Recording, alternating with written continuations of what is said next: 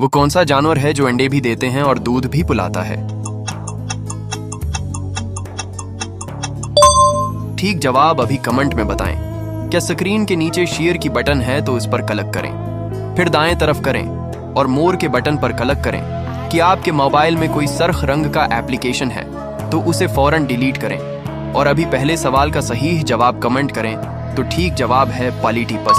अगर आपने पहले सवाल का जवाब ठीक दिया है तो अभी स्क्रीन पर डबल टैप जरूर करें। अगला सवाल, वो कौन सा परिंदा है जो उल्टा लटक कर सोता है?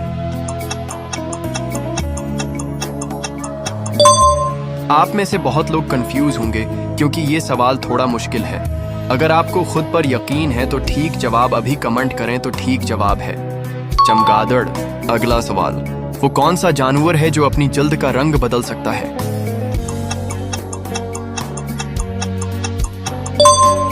ठीक जवाब है किमिलीन।